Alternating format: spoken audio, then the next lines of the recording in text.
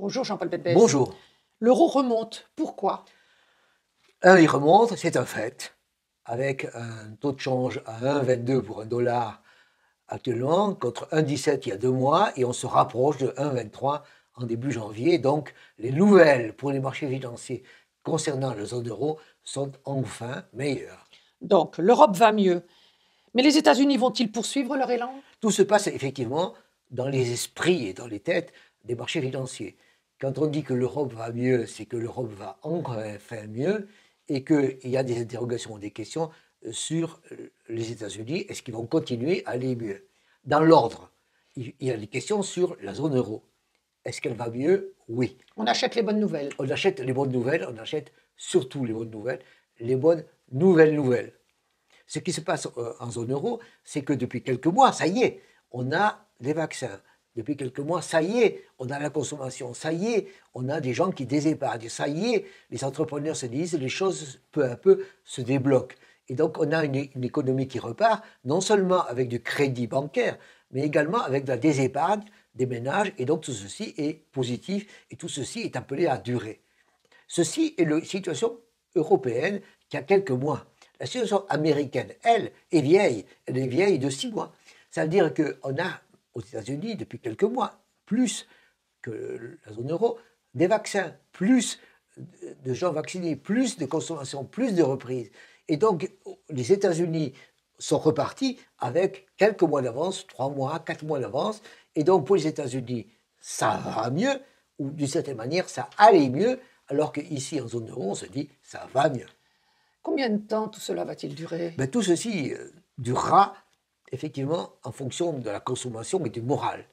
En fonction de la consommation et du moral en zone euro, qui est reparti, a priori, avec de l'épargne. Par exemple, en France, on a au moins 130 ou 150 milliards d'épargne disponibles chez les ménages qui pourraient repartir à la consommation, repartir vers l'investissement, repartir vers les entreprises et donc repartir vers l'économie, devenir plus durable.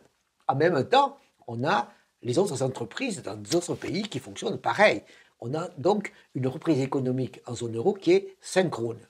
En même temps, il ne faut pas l'oublier, on a les entreprises américaines qui vont mieux, elles aussi, mais un peu moins. Et donc on a en quelque sorte une amélioration économique qui se met en place ici, alors qu'elle continue là-bas, même si on s'intéresse et on s'inquiète sur la façon dont elle continue là-bas. On est vraiment très exigeant, on est vraiment très enfant gâté après avoir beaucoup eu d'inquiétudes. Et si on regarde les États-Unis, à l'heure actuelle, les interrogations que l'on a sur les États-Unis sont assez étranges, en se disant, ils vont bien, et peut-être trop bien. Peut-être qu'il y a trop d'inflation qui arrive. Peut-être que les déficits budgétaires qu'on a prévus sont trop importants. Peut-être qu'on les soutient trop. On a eu des inquiétudes en janvier en disant qu'ils vont plonger. Et peut-être non, on se dit peut-être qu'on les aide trop et qu'ils vont trop repartir. Donc on voit bien d'une certaine manière que l'on a des interrogations américaines qui sont excessives, en quelque sorte, sur le côté positif. En zone euro, on n'est pas là. En zone euro, on a des bonnes nouvelles, enfin, avec des interrogations du style est-ce que ça va durer? Et pour le moment, c'est vrai que l'on a des bonnes nouvelles qui, a priori, devraient durer. Pourquoi elles devraient durer? Parce qu'il y a non seulement la monnaie qui devrait continuer à être abondante, mais il y a aussi, enfin, les aides. Les parlements, vous avez parfaitement raison, les parlements qui ont enfin voté, tous en Union européenne, le fait d'aller sur les marchés, ce qui va permettre à tous les pays de s'endetter, à tous les pays de se soutenir, et en particulier d'aider et de soutenir les pays les plus fragiles. Donc il va y avoir par exemple pour l'Italie et pour l'Espagne, non seulement des crédits italiens et espagnols, mais également des aides italiennes, des aides à l'Italie et à l'Espagne venant des autres. Des dons.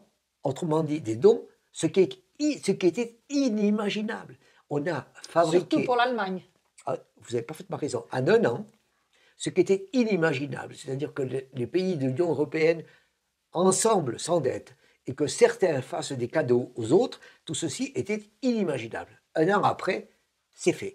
Alors bien entendu, ceci va se déglutir peu à peu, ceci va se mettre en place peu à peu, mais à mon avis, ça fait partie des bonnes nouvelles, qui sont des bonnes nouvelles de la zone euro. Enfin, des bonnes nouvelles. Merci Jean-Paul Betbès. Je vous en prie. Bonjour, bienvenue sur la chaîne BenBaise, où chaque jeudi, en quelques minutes, je vous parle de mes sentiments sur la situation économique, sociale en France et ailleurs. Et je vous invite à vous abonner, je vous invite à liker, je vous invite à en parler, je vous invite à faire des commentaires. Donc, je vous invite. Merci.